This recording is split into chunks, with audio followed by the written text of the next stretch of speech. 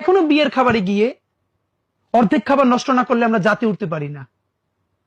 আমরা এখনো যেই পরিমাণ কমিউনিটি সেন্টারে একটা বিয়ের প্রোগ্রামে খাবার নষ্ট হয়, এদেশে এখনো ডাস্টবিন থেকে খাবার তুলে খায়। আপনারা রাত্রিরে দেখবেন, কালকেও মগবাজারে দেখেছি রাত্রিরে বাচ্চারা খাবার তুলে খাচ্ছে। এই বাচ্চাটা আপনি হইতে পারতাম, আমি হইতে পারতাম।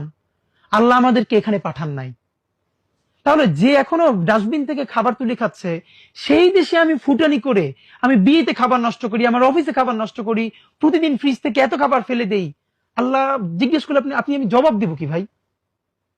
সুতরাং যতদিন না পর্যন্ত একটা ন্যূনতম অর্থনৈতিক মুক্তি মানুষের জীবনে ঘটবে, আমরা যত দিনের কথা বলি, ভালো কথা বলি, এগুলো তার জীবনে কোনো ভ্যালু অ্যাড করবে না। কারণ ক্ষুধার থেকে বড় দিন এই দুনিয়ায় নাই। আল্লাহ রাসূল এই জন্য চরম দারিদ্র থেকে নিজে পর্যন্ত আল্লাহর কাছে পানা চেয়েছেন। চরম দারিদ্র এমন জিনিস যে মানুষের ঈমান পর্যন্ত নষ্ট হয়ে যায়। সাহাবারা পর্যন্ত কষ্ট করেছেন, আর আমরা কি মানুষ বলেন? তো আমরা যে বৈষম্যহীন একটা ইনসাফের সমাজ তৈরি করতে চাই, সেই লড়াইয়ে কারো অনেক বড় কবি হয়ে উঠতে হবে, ইনসাফের কবি। কারো সাহিত্যিক, কারো ব্যবসায়ী, কারো বুদ্ধিজীবী, কারো রাজনীতিক। প্লিজ, আপনার যার যেখানে স্কিল আছে, আপনি যদি ভালো কবি হন, আপনি ইনসাফের রাষ্ট্রের জন্য একজন বড় কবি হয়ে ওঠেন। আপনি যদি চিন্তক হন, আপনি গবেষক হন, আপনি লেখক হন, ঔপন্যাসিক হন, আপনি ব্যবসায়িক হন, আপনি প্লিজ 10টা কাজ করেন না। আমরা যে লড়াইটা করতেছি, আমরা কোনোটা ভালো করে করতে পারতেছি না।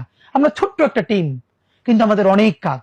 এবার যদি আপনারা কেউ অনুপ্রাণিত হয়ে কবিতাটার জন্য 10টা নজরুল দাঁড়ায় যায় আগামী 20 বছর পরে, 50 জন ব্যবসায়ী দাঁড়ায় যায় ইনসাফের পক্ষের জন্য, 50 জন রাজনীতিবিদ দাঁড়িয়ে যায়, তাহলে তো ইনশাল্লাহ এরকম এই দেশ আজীবন থাকবে না। আমরা একটা ভালো দেশ পাবোই। সেজন্য আমাদের সবাইকে এগিয়ে আসতে হবে। এটাই শুধু আপনাদের প্রতি আমাদের অনুরোধ এবং আবদার।